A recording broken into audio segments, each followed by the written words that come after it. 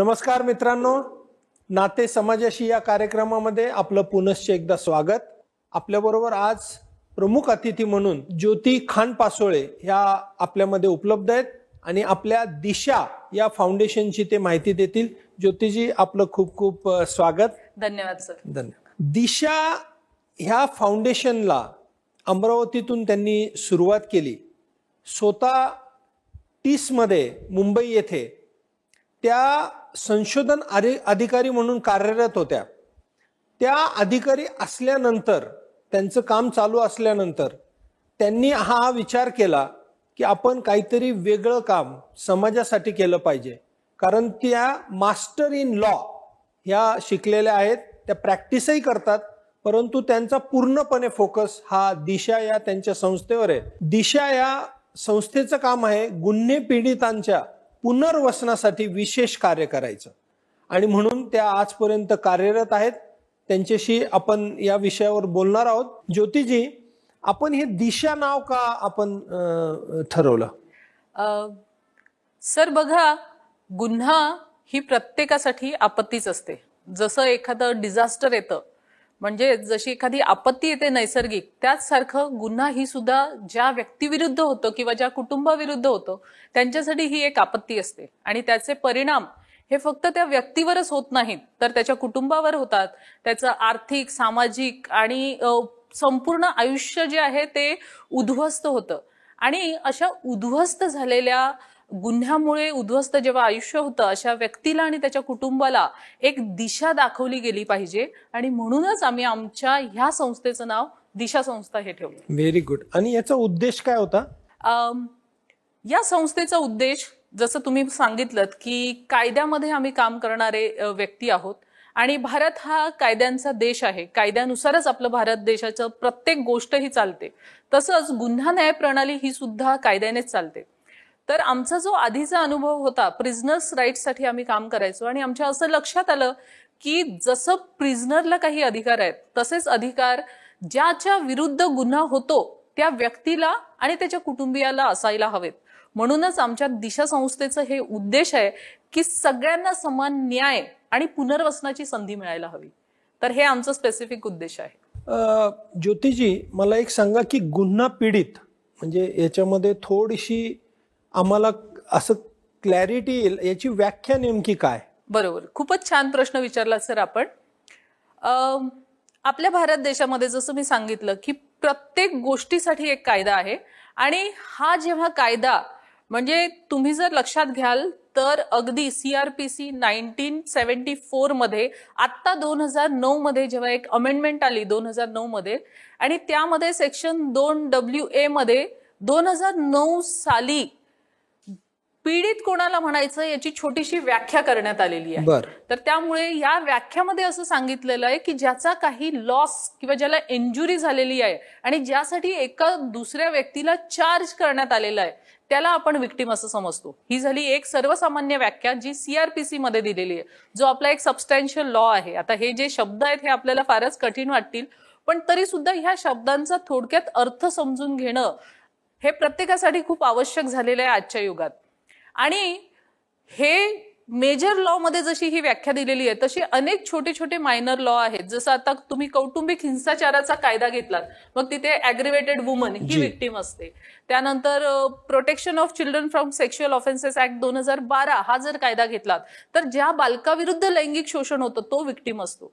तर ह्या विक्टीमची ही जी संज्ञा आहे ही CRPC मध्ये दिलेली आहे, तसंच ती त्या त्या कॉन्टेक्स्टनुसार त्या त्या कायद्यामध्ये बदलत जाते. ज्योतिताई, मला एक सांगा की पुनर्वसनासाठी आपण काय काय सुविधा त्यांना देतो? दिशा संस्थेअंतर्गत आम्ही अमरावती, यवतमाळ, नागपूर आणि पूर्वी पुण्यामध्ये सुद्धा काम करायचो.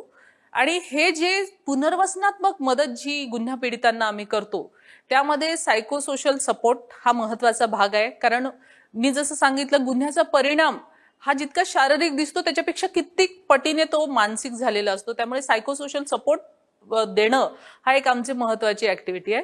दुसरं आहे, हे जे विक्टीम आहेत त्यांचं जेव्हा पूर्ण आयुष्यच उद्ध्वस्त झालेलं असतं तर त्यांना इमर्जन्सी नीड्स खूप ज्या तात्काळ सुविधा देण्याची गरज असते. जसं म्हणजे अगदी छोट्या स्वरूपात त्यांचा किराणा जो आहे तो प्रश्न असतो, किंवा त्यांच्या घरातल्या मुलांचं शिक्षण थांबून जातं, किंवा रोजगार हा बंद पडून जातो. तर यामध्ये मदत आणि मार्गदर्शन हे आम्ही करतो. त्याचबरोबर या घरातील मुलं आणि महिला यांचं जे बंद पडलेलं शिक्षण आहे ते पुन्हा सुरू करण्याचं कार्य करतो. त्याचबरोबर लाईव्हलीहूडचा इश्यू सुद्धा आम्ही इथे हाताळतो. आणि सर्वात महत्वाचं आणि चौथं म्हणजे जे आमच्या कामाचा प्रमुख भाग आहे तो म्हणजे ऍक्सेस टू जस्टिस. जसं पोलीस स्टेशन, कोर्ट यांच्यामध्ये आपण काय करायला हवं, काय करायला नको, कशा रीतीने ज्या कायदेशीर सुविधा आहेत त्या आपण त्याचा लाभ कसा घ्यायला हवा, याबद्दल आम्ही विक्टिमला पूर्णपणे आणि त्याच्या कुटुंबियांना पूर्णपणे सपोर्ट करत असतो. आणि ऍक्सेस टू जस्टिस मध्येच ही जी महाराष्ट्र विक्टिम कॉम्पेन्सेशन स्कीम आहे, किंवा मनोधैर्य योजना आहे, किंवा इतर ज्या शासकीय स्कीम्स आहेत ज्या विक्टिमच्या पुनर्वसनामध्ये गरजेच्या आहेत आणि ज्यांचा महत्वपूर्ण रोल असू शकतो, त्यासाठी आम्ही विक्टिमला मदत करतो. खूपच छान. मला असं वाटतं की आता आपल्या सगळ्या बोलण्यातून असं जाणवलं की याच्यात कायदेशीर बाबी खूप दिसत आहेत. म्हणजे बरोबर. आणि कारण महाराष्ट्र गव्हर्नमेंटचा सपोर्ट आहे याला, त्या स्कीमच्या अंडर येतं. तर तुम्हाला काय अशा अडचणी येतात का की तुम्ही करायला जाताय पण ते बसत नाही ते त्याच्यामध्ये, पण तुम्हाला त्यांच्यासाठी करायचं हे कार्य, तर मग त्या परिस्थितीत तुम्ही कसं हँडल करता? हे गुन्हा पीडितांचं पुनर्वसन म्हणजे एखादा गुन्हा झाल्यावर जेव्हा एखादा व्यक्ती किंवा कुटुंब प्रभावित होतं तर त्याच्या अडचणी असंख्य असतात. आणि या असंख्य अडचणींना प्रभावित झालेलं हे जे कुटुंब आहे त्यांना जेव्हा सामाजिक कार्यकर्त्याने मदत करायची असते, अशा वेळी ह्या सामाजिक कार्यकर्त्यासमोर अनेक अडचणी असतात. सर्वात महत्वाचं म्हणजे या व्यक्तींसोबत किंवा प्रभावित कुटुंबासोबत काम करत असताना आपल्याला सामाजिक कार्यकर्त्याला कायद्याची चौकट कळणं फार महत्वाचं असतं. हा झाला पहिला भाग. आणि हीच अडचण बऱ्याच जणांना येते, त्यामुळे त्यांचं योग्य पुनर्वसन होताना आपल्याला दिसत नाही. दुसरी महत्वाची अडचणीचा भाग असा आहे की एखादं कुटुंब जेव्हा प्रभावित होतं तर त्याला वन टाइम सपोर्ट करून चालत नाही, कारण ही प्रोसेस जी आहे ती थोडीशी लांबलचक चालणारी आहे. म्हणजे पुनर्वसन ही प्रक्रिया थोडीशी लांबलचक चालणारी प्रक्रिया आहे. त्यामुळे या पीडितांना आपण वन टाइम सपोर्ट करून भागत नाही. तर त्याच्यासाठी सर्वात महत्वाचं प्रोलॉंग फायनान्शियल असिस्टन्स आपल्याला लागतं. कमीत कमी 1 वर्ष तरी त्या कुटुंबाला सहकार्य करणं त्या गुन्ह्याच्या प्रभावातून बाहेर येण्यासाठी हे आवश्यक असतं. 1 वर्ष लागतं. येस. तर ही महत्वाची गोष्ट आहे की याच्यामध्ये नेहमीच निधीचा तुटवडा आपल्याला लक्षात येतो. तिसरं महत्वाचं कार्य जे आहे, जे आम्ही किंवा अडचण म्हणूया आपण, की ग्रामीण भागामध्ये किंवा आपण पूर्ण महाराष्ट्रामध्ये सुद्धा असं बघू शकतो की जेव्हा गुन्हा होतो अजूनही आपण शारीरिक पातळीवरचे जे प्रभाव आहेत त्यांच्याच अवतीभोवती फिरत असतो. पण गुन्ह्याचे जे परिणाम त्या व्यक्तीच्या मनावर होतात, त्या कुटुंबाच्या मानसिकतेवर होतात, आणि हे परिणाम हँडल करायसाठी आपल्याकडे ग्रामीण भागामध्ये म्हणा किंवा शहरी गरीब वस्त्यांमध्ये म्हणा, ही मेंटल हेल्थ प्रोफेशनलची प्रशिक्षित अशी फळी नसते. आणि हे मेंटल हेल्थ सपोर्ट जे आहेत किंवा सर्व्हिसेस ज्या आहेत ह्या खूप महागड्या असतात. तर त्यामुळे यांचा तुटवडा जो आहे किंवा ही जी अडचण आहे ही प्रामुख्याने आम्हाला जाणवते. ज्योतिताई, मला एक सांगा की आपण हे महाराष्ट्रात आपण आता कुठे कुठे हे काम करतो, आणि प्रामुख्याने हे शहरात जास्त आहे का आपल्याला ग्रामीण भागात आहे? आणि जर ग्रामीण भागात असेल तर मला असं वाटतं स्वतःला की त्याचे चॅलेंजेस पण मोठे असतील, तर त्याबद्दल थोडी माहिती द्या. बरोबर सर, तुम्ही अतिशय महत्वाच्या भागाला हात घातलाय याच्यामधून. तर आमचं जे डायरेक्ट विक्टिम सोबत काम चालतं ते अमरावती, यवतमाळ, नागपूर आणि पुण्यापासून आम्ही सुरुवात केली होती. पण कोविडमुळे पुण्यातलं आमचं काम जे आहे ते आम्ही स्थगित केलं. आता या कामाची सुरुवात जरी आमचं टाटा इन्स्टिट्यूट मधून काम करत असताना आम्ही ग्रामीण भागाकडे आम्ही कामाची सुरुवात केली. याचं प्रमुख कारणच हे आहे की गुन्हा जेव्हा होतो तेव्हा त्याला पुनर्वसन करण्यासाठी आपल्यासारख्या सामाजिक कार्यकर्त्यांची जी खरी गरज आहे, म्हणजे नक्कीच शहरी भागातल्या विक्टिमना सुद्धा पुनर्वसनाची गरज असते, त्याबद्दल दुमत नाही. पण ग्रामीण भागामध्ये जे गुन्ह्याला बळी पडतात त्या कुटुंबाच्या पुनर्वसनाच्या अडचणी ह्या खूप वेगळ्या पातळीवरच्या असतात, मोठ्या पातळीवरच्या असतात.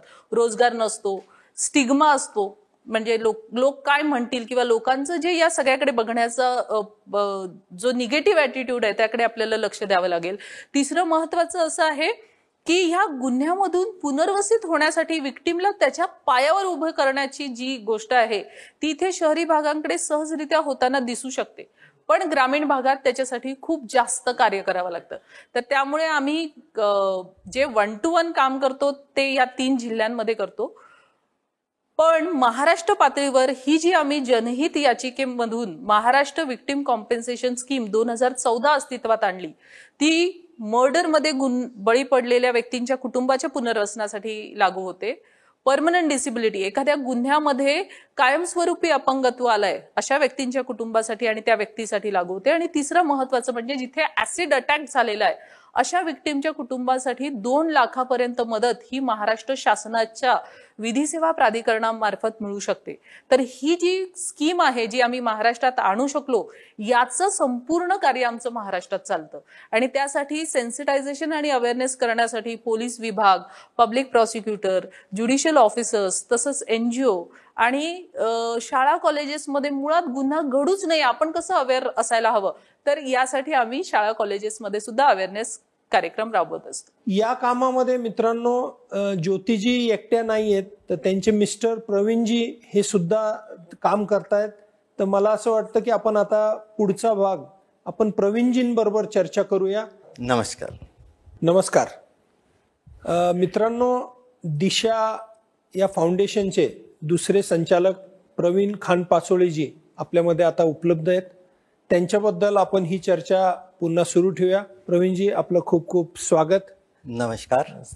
प्रवीणजी, आम्ही ताईंशी आता बोललो, तर आपण एखादी केस स्टडी सांगा की एखादी घटना की त्याला तुम्ही त्या पीडितेला जेव्हा पुनर्वसनासाठी मदत करता तर काय काय अडचणींना तुम्हाला सामोरं जावं लागतं? सुरुवातीच्या काळामध्ये सर्वांना गंभीर गुन्ह्यामध्ये बळी पडलेलं जे कुटुंब आहे की एका मुलीच्या 8 वर्षाच्या मुलीच्या देखत तिच्या पित्याचा खून करण्यात आला होता. त्यामुळे तिच्यावर जो मानसिक आघात झाला होता, त्यामुळे संपूर्ण कुटुंब विस्कळीत झालं होतं. त्यानंतर त्याच कुटुंबातल्या मोठ्या मुलीचं शिक्षण हे संपूर्णपणे बंद करून त्या कुटुंबाच्या उदरनिर्वाहासाठी तिला त्यामध्ये सहभागी व्हावं लागलं होतं. त्यामुळे ती शिक्षणापासून दुरावली होती. त्यानंतर तिला जी आर्थिक मदत मिळवून देण्यासाठी जो विलंब झाला, त्यामुळे काही काळ तिचं शिक्षण थांबलं होतं. आणि त्याचबरोबर त्या मुलीच्या तिच्या बहिणीच्या मानसिक आघातामुळे जे कुटुंब विस्कळीत झालं होतं, त्या केसमध्ये काम करत असताना आम्हाला विशेष श्रम घ्यावे लागले. जसं ज्योतीनी सांगितलं की आमच्याकडे भरपूर केसेस येतात, पण एका केसेसमध्ये बराच काळ आम्हाला काम करावं लागलं. मग त्या मुलीचा मानसोपचार आहे, त्यानंतर या मुलीचं शिक्षण पूर्ववत आणणे आहे, त्यासाठी कायद्याअंतर्गत जी योजना आहे त्याचा पाठपुरावा करून ते आर्थिक सहाय्य त्यांना मिळवून देणं आहे.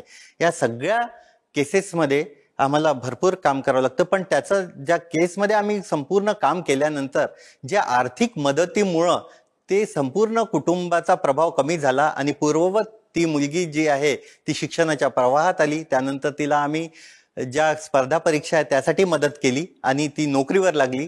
त्यामुळे जो कुटुंबाचा जो त्या गुन्ह्याचा प्रभाव आहे तो कमी करू शकलो आणि ते कुटुंब पूर्ववत आपली त्यांची दिनचर्या सुरू करू शकलो. खूपच चांगला.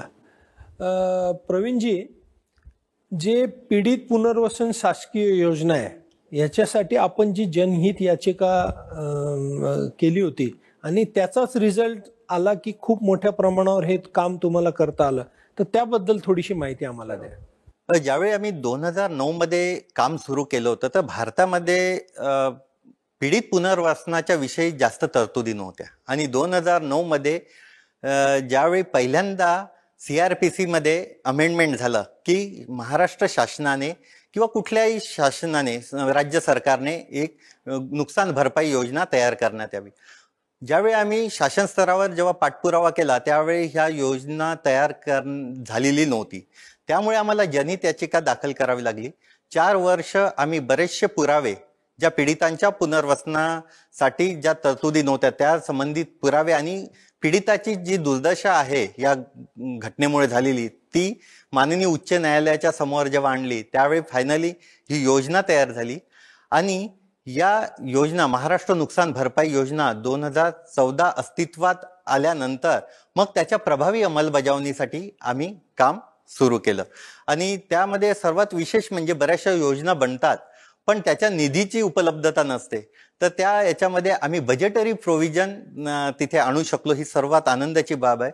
आता सर्वात महत्वाचं म्हणजे या योजनेअंतर्गत जरी आम्ही अमरावती, यवतमाळ आणि नागपूरमध्ये काम करत असू तरी या योजनेचा जो फायदा आहे महाराष्ट्रातल्या सर्व विक्टीमला होतो आहे. ही सर्वात महत्वाची बाब आहे. प्रवीणजी, मला एक गोष्ट सांगा की हे जे आपण आपलं कार्य करतो तर त्याच्यासाठी आपण काही शुल्क आकारतो का, आणि जर नाही तर मग कसं आपण फंड रेज करतो? सर्वात महत्वाचं म्हणजे जेव्हा एक स्वयंसेवी संस्था म्हणून आम्ही काम करतो ती नॉन प्रॉफिट ऑर्गनायझेशन आहे, म्हणजे आम्ही हे विनामूल्य सर्व सेवा त्या पीडितांना देतो.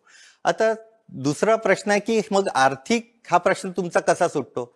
बरेचदा जेव्हा प्रोफेशनल व्यावसायिक समाजकार्याची सुरुवात भारतामध्ये झाली आणि अगदी ज्ञान आणि अनुभव घेऊन अशी लोक जेव्हा समाजामध्ये काम करायला लागली, तर काही भारतातील ज्या मोठमोठ्या जे नाव आहेत कॉर्पोरेट, ज्याला तुम्हाला पण माहित आहे, जसं टाटा ट्रस्ट आहे, मारीवाला फाउंडेशन आहे, अगदी पुण्याच्या जवळ असणारं फोज फाउंडेशन आहे, फोज मार्शल फाउंडेशन आहे, तर यांनी अशी लोक सातत्याने समाजात काम करावी म्हणून त्यांना अशा इनिशिएटिव्हला आर्थिक सहकार्य देणं सुरू केलं, ज्यामधून आमच्या या कामासंदर्भात होणारा जो खर्च आहे आणि त्याला लागणारं जे काही आर्थिक म्हणजे व्यवस्था आहे ह्या अशा फाउंडेशनद्वारे केल्या जातं.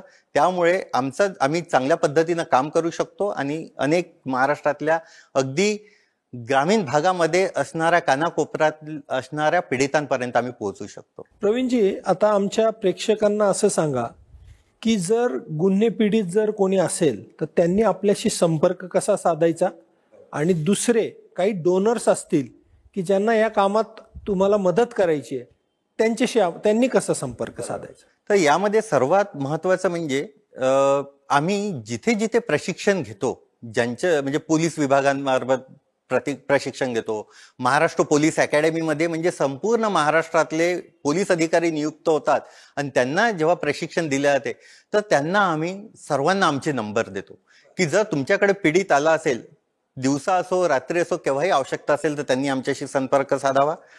त्यानंतर आम्ही जे जे आमचे लिटरेचर आहे किंवा वेबसाईट आहे त्यावर आमच्या कामाची संपूर्ण माहिती आहे, आमचे कॉन्टॅक्ट नंबर आहे.